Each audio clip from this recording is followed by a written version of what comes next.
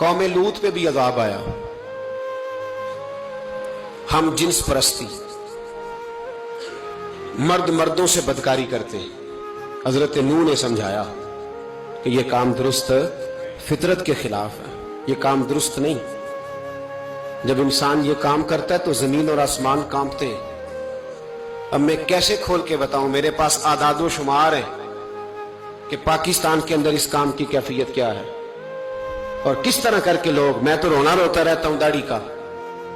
लोग कई दफा कहते हैं हजरत साहब पहले भी आए थे तो दाढ़ी की बात, फिर भी आए तो दाढ़ी की बात, तो मैं रोना रोता हूं। इसलिए रोता हूं कि जो क्लीन शेव नौजवान होता है वो अमरद के हुक्म में है, उस पर वही हुक्म लगता है जो औरत पे लगता है।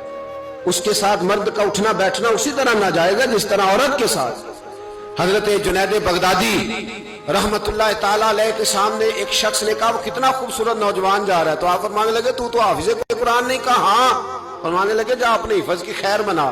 वो शख्स कहता है मैंने उस बगैर दाढ़ी वाले क्लीन शेव नौजवान को बुरी नजर से देखा, मुझे कुरान पाक ही भूल गया, सारा कुरान पाक भूल।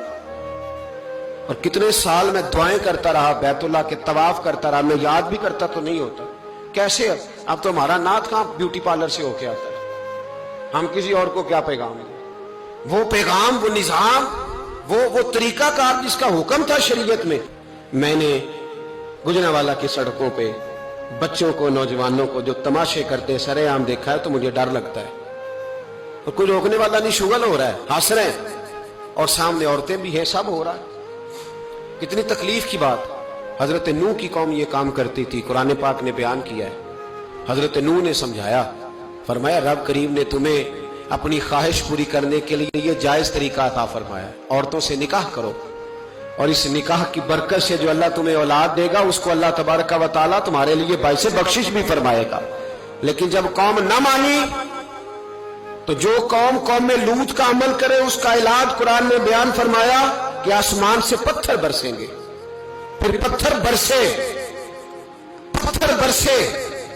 और जिनके बड़े बड़े अच्छे दिमाग थे उनके दिमाग चकनाचूर कर दिए गए, तबाह कर दिए गए, उनके दिमाग जमीन पर बिछाड़ दिया गया। अल्लाह मोहलत देता है, लेकिन इसका मतलब ये नहीं कि इंसान तौबा ही न करे।